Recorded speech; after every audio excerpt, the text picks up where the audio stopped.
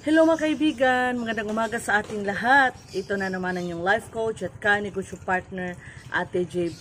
Ayan, so for today's video kaibigan, napakaganda po ng topic nating pag-usapan. Especially po pag ikaw po ay isang sari-sari store business owner, katulad kay Ate JB, ay talagang malaking tulong po ito sa inyong negosyo, no? At kung nagbabala ka na mag-open ng ganitong negosyo, again, sari-sari store, gusto mo maging tendero-tendera, malaking tulong po ito, no? Para lalong lalago or lalago talaga yung negosyong sari-sari store business.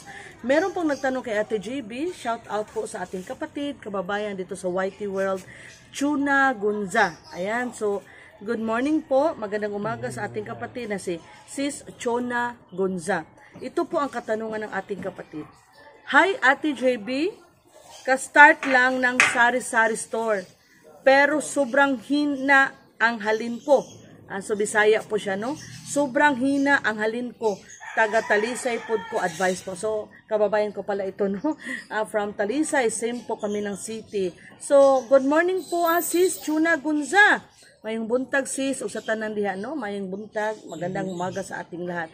So, ang gustong malaman ng kapatid natin, humihingi po siya ng advice kung paano niya mapapalaki ba yun yung bintahan, no? Kasi sabi niya, sobrang hina ng halin.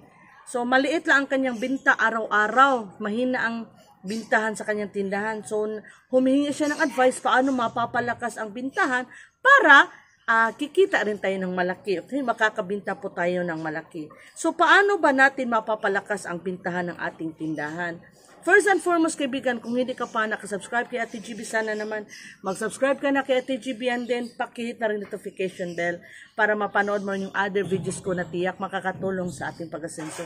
Sana kaibigan, no, pakishare na rin para mas marami pa tayong matulungan. And please, don't skip the ads po, no? Malaking tulong ito sa amin ng aking family. Kaibigan, para malaman natin yung mga paraan, no, paano natin mapapalakas ang bintahan sa ating tindahan, first of all, dapat alam natin kung ano ang dahilan kung bakit mahina ang bintahan sa ating tindahan.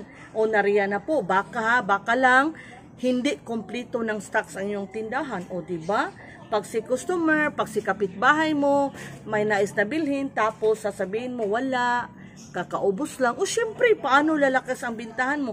Kulang yung stock sa iyong tindahan. At ito pa kaibigan ha, isa rin ito sa dahilan kung bakit mahina yung bintahan natin.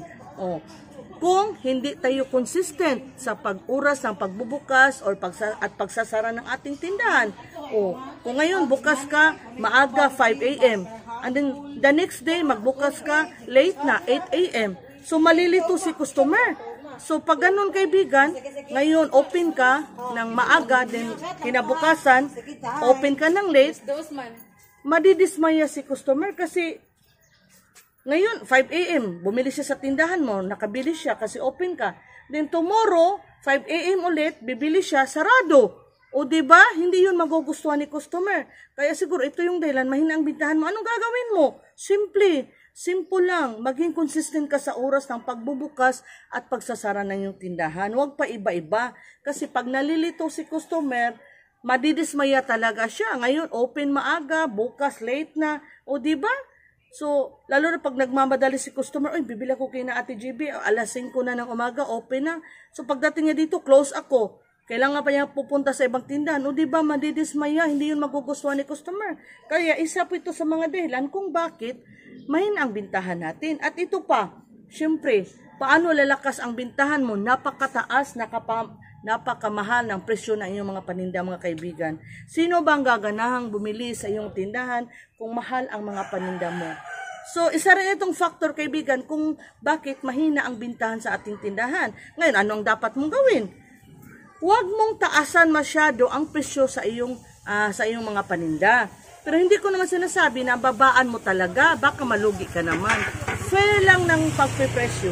Pag fast moving, okay na yung 10% na patong, no? 10%. Total, mabilis naman maubos. 15%, 20%. Sa akin, yung mga paninda ko, kaibigan, mostly 15% to 20% ang patong ko. Pero, pag may produkto, yung mga produkto na ako lang nagtitinda, katulad ng tsinelas, walis, Ayan, ako lang nagtitinda, mga polars. Marami kasi ako mga paninda dito na ako lang nagtitinda. Lalo na yung mga hindi pagkain, non-food items. Medyo mataas ang patong ko, 30%, 40% kasi ako lang ang nagtitinda. O, di ba? Isa yung factor, kaibigan. Pero, sa mga produkto na makikita naman sa ibang tindahan, sa mga kakompetensya mo, kaibigan, kailangan wag mong masyadong taasan yung presyo. 15 to 20%. Again, kung mabintang-mabintate, talagang fast moving ang isang produkto, dapat siguro okay lang 10%. Total, mabilis naman maubos. Mabilis maroon yung puhunan mo. O di ba, mabilis kang kikita. Kaya okay lang. So, again, hindi ko sinabi na totally babaan mo. Para lang dumami ang mga customers sa tindahan mo, lumakas ang bintahan mo, taasan mo yung presyo. Anong mangyayari, kaibigan? Pag, nalito na naman si Ate GB, hindi pa ako kumakain. So, porque gusto mo na, babaan mo talaga, gusto mo talagang lumakas ang bita ng iyong tindahan, masyado mo babaan yung presyo mo, baka malugi ka. May nangyari na ng ganito, i-clear ko lang kasi medyo nagkamali ako kanina, medyo inaantok pa po kasi ako. Kagigising lang. Si Francis ang nag-open kanina. Matagal kasi ako natulog kagabi, kaibigan. So, i-clarify ko lang sinabi ko kanina ha. Yung gusto nating dumami yung mga customers natin, yung mga kapitbahay natin, talagang dito bibili sa ating tindahan. Kaya babaan talaga natin. Napakababa ang presyo sa ating tindahan. Ay, wag naman ganun. Malulugi po ang yung negosyo. No? Take it from here. May kakompetensya po ako. Malakas ang bintahan niya noon. Maraming bumibili sa kanyang tindahan kasi mas mura po siya.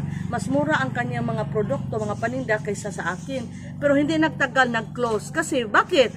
Kasi napakamura, kaunti lang ang kanyang tubo. Halos 1 peso, 2 pesos every item. Kahit ba malaki yung puhunan, ganun pa rin tubo. 1 peso to 2 pesos. E paano na yung mga expenses natin? Yung kaunting kakarampot na tubo natin, mapupunta sa mga expenses. Malulugi ka talaga. Kaya dapat fair lang. Hindi masyadong mahal, mataas yung presyo, hindi mas napakababa.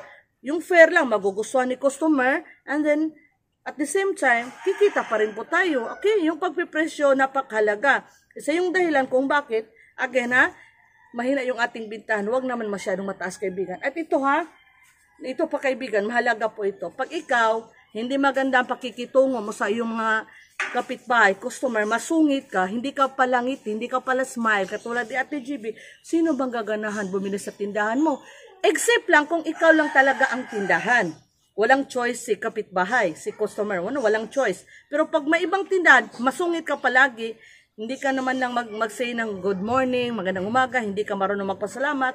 Ako, pag may bumibili dito, pagbigay ko ng sukli o ng produkto, sabihin ko talaga, salamat po. O, palaging magpasalamat, palaging nakasmile. Pag masungit ka, walang gaganan bumili sa tindahan mo. Sino magaganan bumili sa taong masungit? No, di ba? Nakasimangot palagi. O, di ba? Spread good vibes, kaibigan. Pag you're spreading good vibes, magiging masaya rin po yung ating mga customers. Gaganan silang bumalik sa ating tindahan. So, ito yung mga bagay-bagay, kaibigan, mga dahilan kung bakit mahina ang bintahan natin. At ito rin, no, yung mga factors, yung mga paraan, mga ways para mapalakas natin yung ating bintahan. Sinabi ko na lang, hindi ako direkta nagbigay ng mga paraan paano natin mapapalakas yung ating bintahan. Gumawa muna ako o sinabi ko muna sa inyo yung mga dahilan para malaman natin ang solusyon. Kasi pag hindi natin alam yung dahilan, paano tayo gagawa ng solusyon? O di ba? Kaya Sister Chuna Gonzaga, sana po gawin niyo po ang sinabi ko. Actually, marami pa pong paraan para mapalakas yung ating bintahan. Pero baka masyadong hahaba yung ating diskusyon.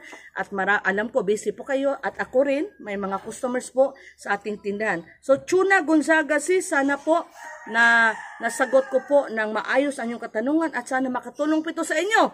At alam ko po talaga makakatulong ito, okay? Sana wag natin kalimutan palagi kong sinasabi. Hindi imposible, hindi mahirap na masinso ang buhay natin. Basta ba, masipag tayo, madiskarte tayo, may tamang disiplina sa sarili. And of course, we have God in our life. Tiyak kasinso ang buhay natin, kaibigan, tiwala lang. Again, thank you so much sa inyong pagmamahal kay Ate GB. I also love you guys. Kaibigan, lagi lang nating tandaan, aasinso tayong lahat. Claim it, okay? Again, thank you so much. God bless.